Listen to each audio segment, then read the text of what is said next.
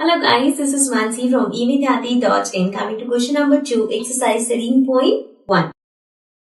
So in this question we have a mixture of paint is prepared by mixing 1 part of red pigments with 8 parts of base. So यहाँ पे एक mixture create कर रहे हैं जिसमें से आप 1 पार्ट डालते हो रेड पिगमेंट्स का एंड देन 8 पार्ट्स डालते हो बेस के. So now in the following table find the part of base that need to be added. So यहाँ पे एक टेबल गिवन है, इसमें फर्स्ट हमें गिवन है कि part of red pigment is 1, so base add करें 8. अब वो पूछ रहे हैं अगर हम 4 पार्ट्स डालते हैं रेड पिगमेंटेशन के तो बेस कितने ऐड होंगे. So to find it let's see यहाँ पे हमारे पास है जो हमें गिवन है 1 एंड 8, ये दो नंबर्स हैं. ठीक है, अब मैं इसको रेशियो में लिखती हूँ. Let's take it as A1 and B1. ठीक है, सो मैंने इसको A1 दे दिया, B1 दे दिया, तो मेरा रेशियो आ गया A1 अपॉन B1 और मैंने इसको लेट कर लिया कि ये K है. सो ये जो K है ये कांस्टेंट रहेगा बिकॉज यहाँ पे ये डायरेक्ट प्रोपोर्शंस में है. So now if A1 upon B1 is equal to K and A1 and B1 is 1 upon 8, right. So next अब हमें देखना है कि हमें 4 गिवन है. So this means इसको हम A2 लेते हैं तो A2 हमें 4 गिवन है. फाइंड क्या करना है?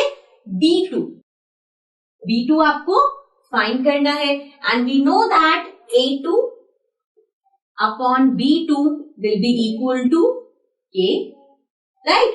ये K के इक्वल होगा बिकॉज K हमें वहां पे गिवन है. सो दिस मीन्स अब यहाँ पे हम वैल्यूज पुट कर सकते हैं. सो A2 गिवन है 4 अपॉन B2 गिवन है नहीं तो हम B2 एज इट इज लिख देंगे इक्वल्स टू K. K क्या गिवन है 1 अपॉन 8, ये हमने K लेट कर लिया इससे. सो नाउ अगर आपको B2 फाइंड करना है इसको हम क्रॉस मल्टीप्लाई कर देते हैं. B2 चला जाएगा इधर, B2 इंटू 1 हो जाएगा equals to 8 into 4. So 8 into 4 is 8 4 जा 32, राइट. और अगर ये क्रॉस मल्टीप्लाई करके आपको नहीं करना तब भी हमारे पास ये तो हमें पता है कि अगर किसी टर्म को हमें उधर भेजना है तो हम कैसे करेंगे. या फिर आप ये भी कर सकते हो कि यहाँ से B2 की वैल्यू निकाल लो.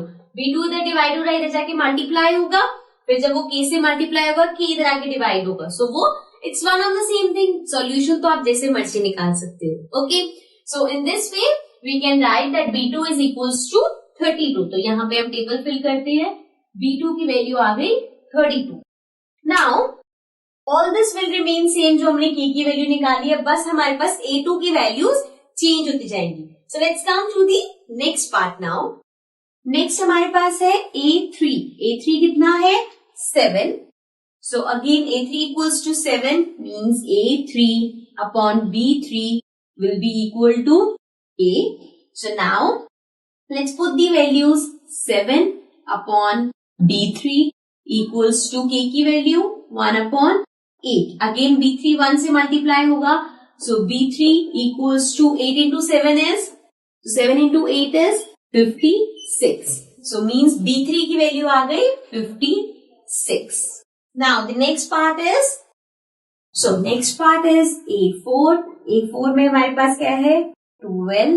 Again A4 upon B4 is equals to K, right. So A4 की वैल्यू डालेंगे दैट इज 12 अपॉन B4 की वैल्यू. B4 क्या है गिवन नहीं है. So B4 equals to K given है 1 अपॉन 8.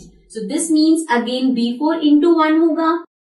ये हो गया B4 equals to 12 into 8 is let's multiply this. 8 2 जा 16, 8 1 जा 8 प्लस 1 96. सो ये हमारे पास आ गया 96, राइट. सो अब आते हैं नेक्स्ट पार्ट पे. नाउ नेक्स्ट पार्ट में हमारे पास वैल्यू होगी A5 की. सो A5 इक्वल्स टू गिवन है हमें 20, right. So A5 upon B5 is equals to K, right. So A5 की वैल्यू लिखते हैं 20 upon B5 equals to K. K की वैल्यू क्या है 1 upon 8. So this will be equal to again B5 into 1 होगा, ये हो गया B5 इक्वल्स टू 20 इंटू 8. अब इसे अगर हम मल्टीप्लाई करें सो 8 into 0 is 0, 8 2 is 60. तो हमारे पास B5 की वैल्यू आ जाएगी 160.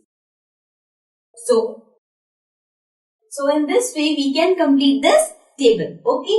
So this was question number 2. Now let's come to the next question.